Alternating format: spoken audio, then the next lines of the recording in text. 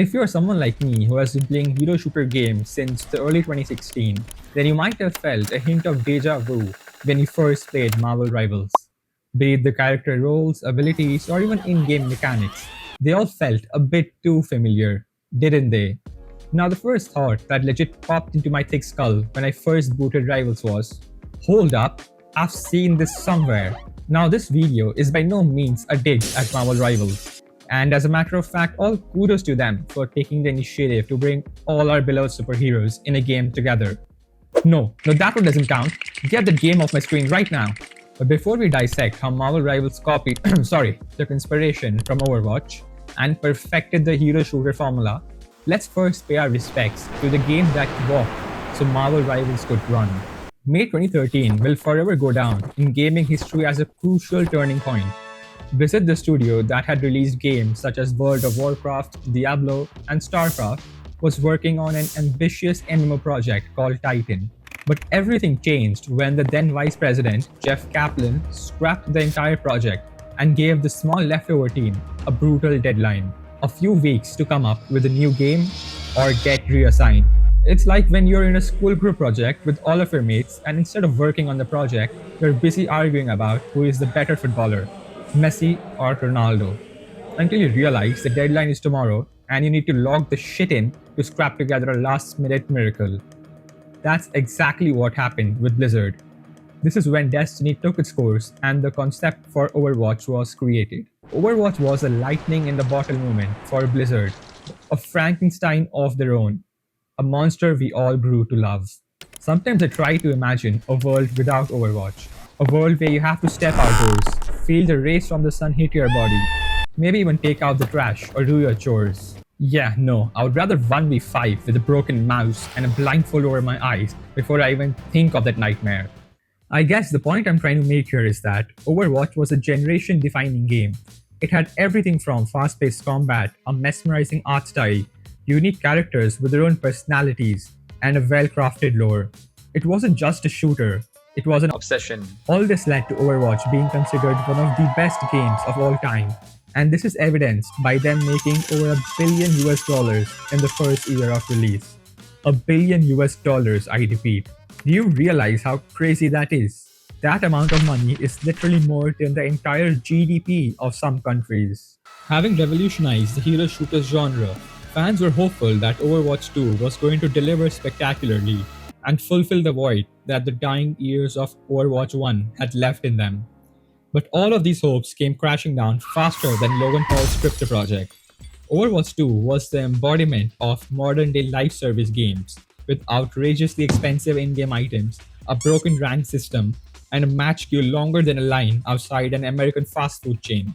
Frankly, Overwatch 2 had already bought a one way ticket to shit down, and all of this was just about to get much more worse when they failed to deliver on the promise of a PvE mode. Apparently, the Blizzard team was much more interested in engaging in, let me put it this way, activities which are definitely not legal.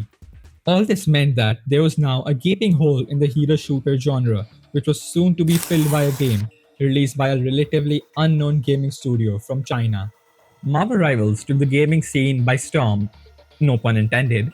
Initially, I was skeptical as to how will they bring all these heroes together in a setting where each hero not only retains their individuality, but stands out enough to make them a viable option in game. I was afraid it was going to be a game where everyone just wanted to play the traditional Marvel heroes, and the rest of the roster would be left untouched. But I was pleasantly surprised to see that every character, be it someone as unknown as Jeff, Squirrel Girl, Psylocke, to even fan favorites like Spidey and Iron Man, had the potential to tip the scale of the game in their team's balance. This game is chaotic, and I love it. I found myself glued to my gaming chair tighter than the way EA clings to microtransactions. This is the best I'd felt playing a shooter since the early days of Apex. The developers of Marvel Rival did not go down the Overwatch 2 route of having role queue, and instead allowed the flexibility to play any team comp you wanted. Sure, this meant that you could be the only healer in a team with 5 other DPSs who each think they're the next big thing after Ninja, only to end up with a negative KD and blame you for not healing them. But luckily, this is not a scenario you are expected to encounter in ranked matches. Unless, of course, you have teammates with IQ lower than a trash bag. Every map feels like something you would see in a Marvel movie. Every little detail perfectly embodies the required aesthetic from a world set in the Marvel universe. But what caught my eye though was the destructible environments. This meant that positioning was even more crucial, as you can't hide behind cover and expect to get away. Yeah, I'm talking about you, Moon Knight.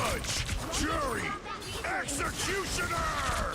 This adds more focus to playing as a team compared to other games where you could just solo drop on the other side of the map and still carry your team to a victory.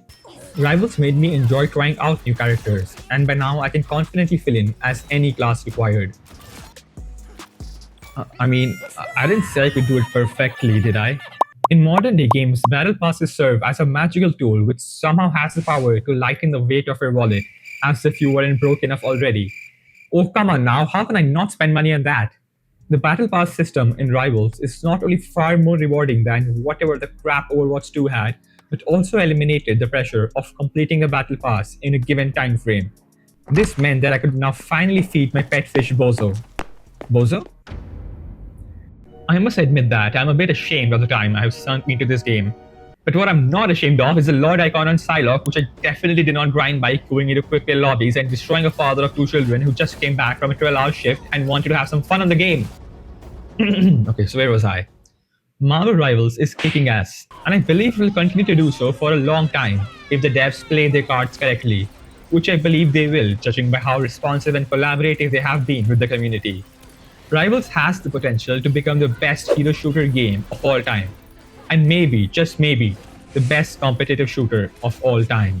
Now that I've glazed Marvel Rivals long enough, it's time to unpack the brutal story behind how Marvel Rivals copied the Overwatch formula and finally put a nail into the Overwatch coffin. The most crucial factor that the developers of Marvel Rivals had going in their favor was that they had already been working with Blizzard Studios, the creators of Overwatch, on porting the game to the Chinese market. This meant that they had been working together for the past 14 years and they knew Overwatch inside out. Now look, I might be speculating here for the next part, but it's common knowledge that both Blizzard and NetEase were working together for at least 14 years until their partnership came to an abrupt end in 2022. Apparently, Blizzard demanded a higher share of the profit, which is why NetEase did not decide to renew their agreement. Very little did Blizzard know that this disagreement would be the cause of their downfall. Over the next 2 years, Overwatch was completely unplayable in China, and they had to suspend the servers, which meant that they had lost a huge chunk of their player base. But this situation changed on April of 2024 when both the parties decided to renew their contract to distribute Overwatch in the China market.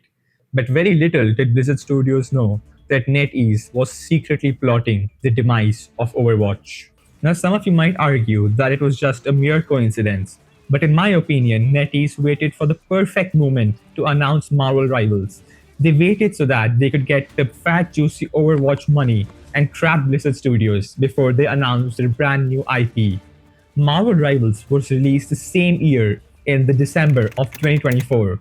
Now, I'm not a game developer, but I'm pretty sure it takes at least 2 to 3 years to develop a game of such a huge scale. Now, it would not make sense for them to have just started development on the game when they announced it in the May of 2024. So I'm pretty sure NetEase had a very strong idea of what they were trying to do.